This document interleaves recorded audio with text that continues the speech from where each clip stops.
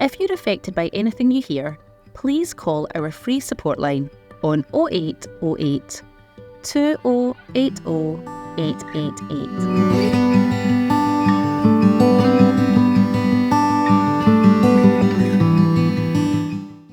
I guess like the bit back to the other friends who've gone through it does pull back to the question of what your advice might be to other people going through something like this, or to their carers, or to their friends and family, or those around them. What I mean, I think probably pulled up some of those things, but what do you think? I think you have to be as honest as you can be to the person you trust the most, and to your doctors and to your CNSs. You don't have to tell everyone what you're feeling and how you're feeling and the dark stuff, but there are key people that you have to be honest about. When you go to a CNS and they're telling you and they're asking you about your poo and the consistency of what it is, there's no more shame that you can have. Like, what's the point of being ashamed or embarrassed by anything when you're discussing how sloppy something is, and they find that fascinating? Like, well, okay.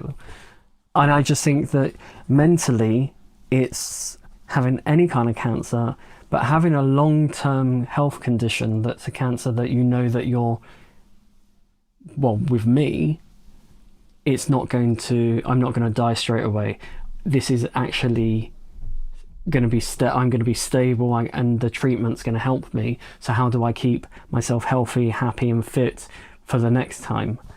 I just think that mentally you've got to be kind on yourself, and that helps other people around you. So be honest as you can be to the key people, because they're there to help, and rely on those people.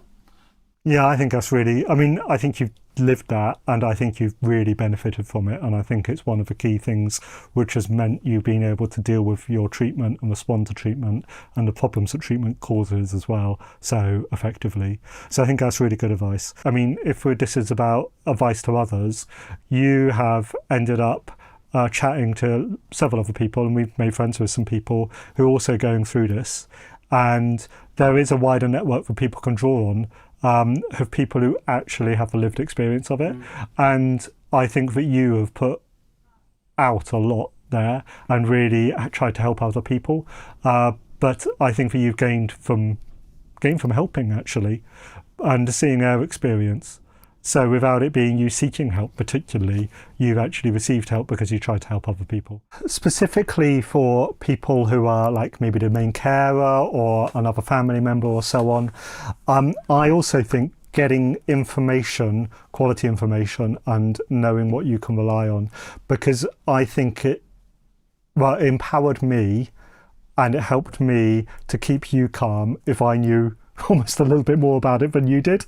And actually, you know what, even for, I think I said earlier that, you know, we're quite good at absorbing and reprocessing information because of our jobs. I think even for me, it's kind of baffling. There's quite a lot of technical terms. There's quite a lot of information to absorb. Lots of initialism. Lots of all of that, like, you know, and what kind of version of this is it, and what kind of version is that, if that is it, and what drug combination is it, and so all of that. I think the more you can empower yourself with the information, the more empowered you feel, and the better able you are to provide that information back to the person you're trying to look after. So I would say that. And I haven't needed, I think, to call down on like a direct service. Like, I know there's phone lines, I know there's people I could have spoken to, but I think to remember that that's there as backup as well. So, I mean, I feel that we've been fortunate in some ways in how we've been able to deal with this, but not everybody is in as lucky a position as we have been, and to remember that the resources are out there and are available, and they should use them when they need them. Because I think I'm probably not that brilliant at asking for help myself sometimes, and that's why I would sort of say don't do as I do, but do as I say on that one.